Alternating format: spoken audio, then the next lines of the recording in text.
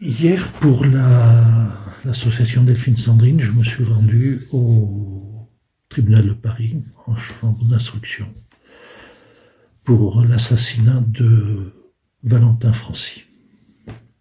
Au début de l'instruction, le juge s'adresse de suite à l'assassin pour lui demander s'il va bien.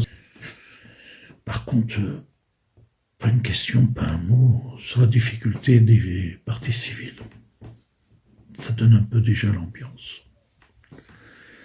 Puis nous assistons au récit des faits par ce juge d'instruction. Puis viennent les questions très succinctes à l'agresseur, l'assassin du moins.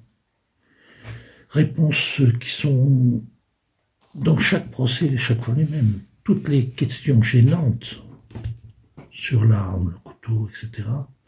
Comme dans l'affaire, par exemple, d'Albin Gervaise. Là, il vous dit, je me rappelle pas, je ne sais plus. Donc, à chaque fois, c'est pareil. On a ces trous de mémoire qui sont à chaque fois les mêmes.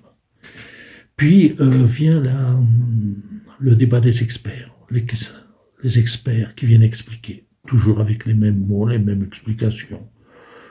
Je ne sais même pas pourquoi ils viennent, on pourrait faire un enregistrement, ça serait pareil. Mais là, par contre, comme il y avait de gros manquements, l'avocat des parties civiles lui pose des questions sur des points précis et des périodes précises. Alors là, je vais vous dire les réponses.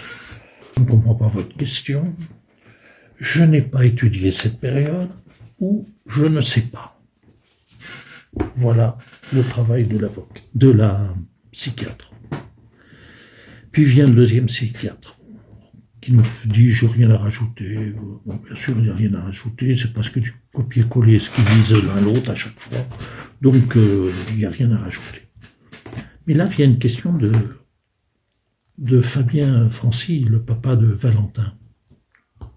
Et là, cette question, c'est « Monsieur l'expert, quelle formation avez-vous pour être expert? Quel diplôme avez-vous » Là, on voit l'expert très gêné, qui ne répond pas, qui ne joue pas.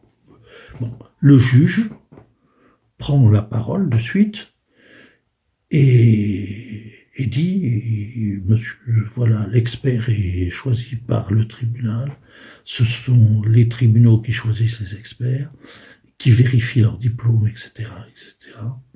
Et ça ne regarde pas les parties civiles. En gros, c'est ce qu'il dit. Mais bon, on ne regarde pas les parties civiles, c'est quand même eux qui prennent la décision. C'est quand même une décision qui leur importe énormément. Et en plus, cet après-midi, je me suis dit, tiens, je dis dans mon livre depuis qui raconte tous ces mêmes histoires des victimes, qu'il n'y a pas de formation d'expert. Alors je me suis dit cet après-midi, tiens, je vais poser la question à l'IA, notre fameuse intelligence artificielle. Je leur demande, en France, y a-t-il des diplômes spécifiques de psychiatre? Pour moi, il n'y a pas en France de diplôme, pas de formation commune, pas d'outils communs. Qu'est-ce que me répond l'IA? C'est exact. En France, il n'y a pas de diplôme spécifique, ni de formation commune obligatoire pour devenir expert psychiatre. Bon, je ne sais pas, la juge, on a trouvé des diplômes ou des spécifications spéciales. Donc j'ai bien raison, pas d'outils communs, pas de formation commune, donc chacun fait comme il veut, à sa façon. Et on compare deux choses qui n'ont pas été faites de la même façon. Bon, ce n'est pas... ça ne s'arrête pas là. Le papa de Valentin lui pose une autre question et lui parle qu'il ne peut pas accepter l'irresponsabilité pénale de l'assassin. On ne peut pas entendre ça et qu'on a le droit à une vraie procédure comme tout le monde. Il répondra l'expert que dans tout pays démocratique, il y a des irresponsabilités pénales. et pas de jugement pour... c'est faux. C'est faux. C'est ce que lui a dit le père de Valentin. Vous avez la Suède, qui ont supprimé l'irresponsabilité pénale depuis des années. L'Allemagne, qui a un article 21, pas d'exclusion de responsabilité, dit l'article 21, c'est-à-dire que le malade est responsable. Et là, en plus, il y a un suivi et tout, toujours pareil. Allez voir dans mon livre, je raconte tout ça. Donc, il y a aussi le Canada, par exemple. Alors pour lui, peut-être que tous ces pays ne sont pas des pays démocratiques. Bon. Alors si c'est son analyse à lui, ce qui prouve que déjà, il a une analyse bien particulière, puisque ce ne seraient pas des pays démocratiques. Puis vient la plaidoirie de l'avocate qui, justement, fait remarquer que le malade a volontairement supprimé son traitement et qu'il n'y avait pas de suivi de ce traitement efficace, que personne ne s'en a aperçu pendant une période de 3 ans. Et qu'à ce titre-là, puisqu'il était sous traitement quand il a pris sa décision, donc il était dans un état dit normal.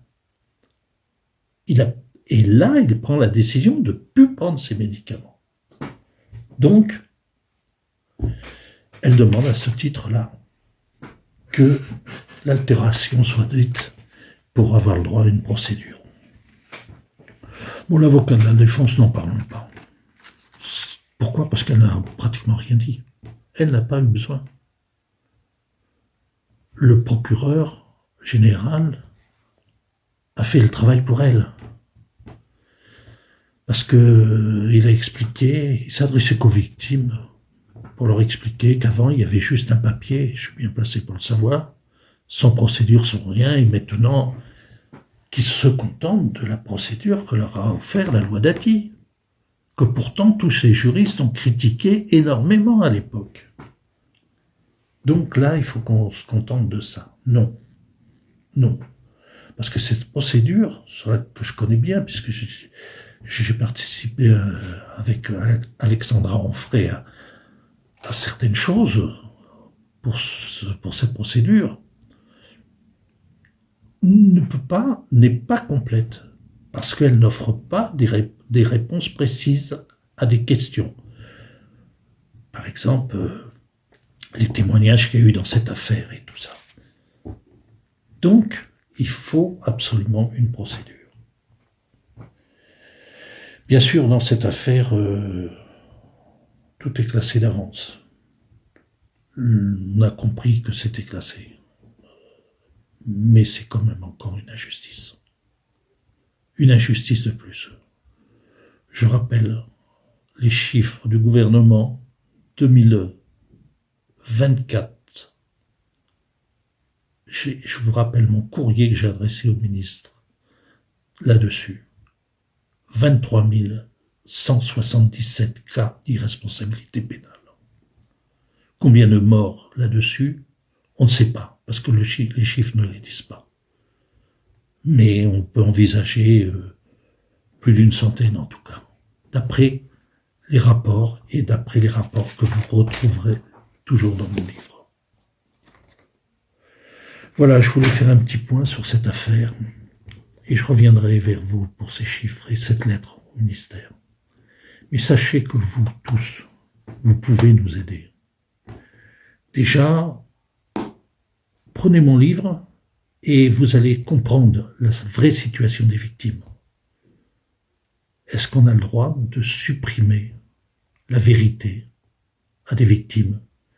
Et est-ce qu'on a le droit de prendre une décision qui va envoyer 10 malades, même un malade, en hôpital psychiatrique pour 2-3 ans et ressortir ?